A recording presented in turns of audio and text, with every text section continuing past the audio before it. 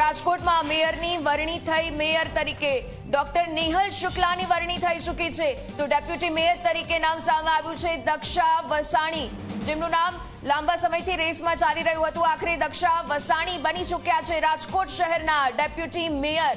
તો રાજકોટમાં જે રીતે મેયરના નામોની વરણી કરવામાં આવી, તો ડેપ્યુટી મેયર અને આ સાથે સ્ટેન્ડિંગ કમિટીના ચેરમેન અને દંડકના નામોની પણ જાહેરાત થઈ છે।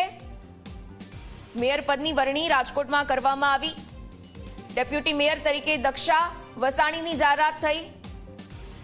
તો મેયરના નામની જાહેરાત રાજકોટ ખાતે આખરે લાંબા સમયની રાહ બાદ કરી દેવામાં આવી છે। તો મેયરના નામનું જાહેરાત રાજકોટમાં થઈ ચૂકી છે। ડોક્ટર નેહલ શુક્લની વરણી કરવામાં આવી છે। તો રાજકોટમાં લાંબા સમયથી રાહ જોવાઈ રહી હતી અને જ્ઞાતિ જાતિના સમીકરણો અને આખરે આ સમીકરણોનો અંત આવ્યો અને નામની જાહેરાત કરી દેવામાં આવી। રાજકોટ શહેર અને રાજકોટ મહાનગરપાલિકાના રેસમાં જે નામ ચાલી રહ્યા હતા તેનાથી તદ્દન નવું જ નામ સામે આવ્યું। ડોક્ટર નેહલ શુક્લ કે જેઓ બન્યા છે રાજકોટ શહેરના મેયર। મહાનગરપાલિકાની 72 બેઠકો અને આ 72 બેઠકોમાંથી 65 પર ભાજપનો કબજો છે, ત્યારે જ્ઞાતિ અને રોટેશનના ગણિતના સાથે તાજ આખરે ઢોળાયો છે ડોક્ટર નેહલ શુક્લ પર। રાજકોટ શહેરને મળ્યા નવા મેયર। સૌરાષ્ટ્રની સૌથી મોટી અને મહત્વની ગણાતી આ બેઠક છે કે જ્યાં 77 દિવસથી વહીવટદાર રાજનો આખરે આજે અંત આવ્યો અને નવા મેયર મળ્યા રાજકોટને। તો કુલ 18 વોર્ડની 72 બેઠકોમાંથી 65 બેઠકો પર ભાજપની ભવ્ય જીત થઈ હતી અને 11 વાગ્યાનો આ સમય અને આ વચ્ચે જ જ્યારે નવા મેયર બની ચૂક્યા છે રાજકોટના। આ સાથે સ્ટેન્ડિંગ કમિટીના ચેરમેન ડેપ્યુટી મેયરના નામની પણ જાહેરાત થઈ ચૂકી છે। તો ધારાસભ્યો અને સાંસદોએ પણ પોતાના માનીતાઓ જે નેતા હતા તેના હોદ્દા આપવા માટે લોબિંગ શરૂ કર્યું હતું અને આખરે આતુરતાનો અંત આવી ગયો છે। આ વખતની હોદ્દેદારોની જે વરણી હતી તેમાં રોટેશન પદ્ધતિ, જ્ઞાતિના સમીકરણો અને આગામી વિધાનસભા ચૂંટણીને ખાસ ધ્યાનમાં રાખવામાં આવ્યા।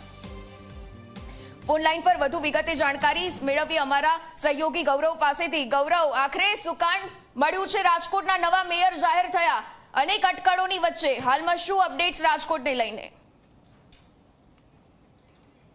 મહાનગરપાલિકાના પદાધિકારીઓની નિમણૂક સાથે કરી દેવામાં આવી છે અને સ્ટેન્ડિંગ કમિટી હોલ ખાતે જે સંકલનની બેઠક છે તે ચાલી રહી છે। તેની અંદર રાજકોટ શહેર ભાજપના પ્રમુખ માધવ દવે છે કે તેમના દ્વારા નામની જે જાહેરાત કરવામાં આવી છે।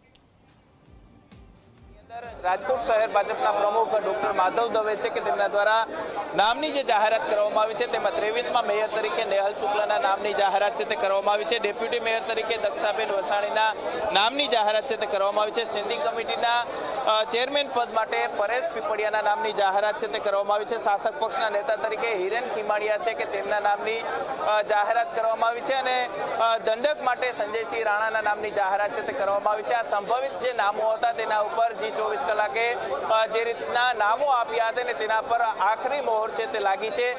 સૌથી મહત્વની વાત એ છે કે જે રીતના જે લીક થયેલા જે નામ હતા ને ત્યાર પછી આખો વિવાદ સામે આવ્યો હતો। આ વિવાદની અંદર શાસક પક્ષ કાર્યાલય ખાતે ધારાસભ્ય ઉદય કાનગડ અને ડોક્ટર દર્શિતા શાહ છે કે તે એક્શનની અંદર આવ્યા હતા ને શહેર ભાજપના પ્રમુખ માધવ દવે છે કે તેને લઈ અને બંધ બારણે બેઠક કરવામાં આવી હતી। ત્યાર પછી નામ છે તેની અંદર બદલાવ છે તે આવ્યો છે, નામ છે તે બદલવાની જરૂર પડી છે અને હવે નવા નામ છે તે જાહેર કરવામાં આવ્યા છે। ત્યારે 23મા મેયર તરીકે નેહલ શુક્લના નામની જાહેરાત છે તે અત્યારે કરી દેવામાં આવી છે। જી બિલકુલ, ધન્યવાદ ગૌરવ વિગતો સાથે જોડાવા બદલ।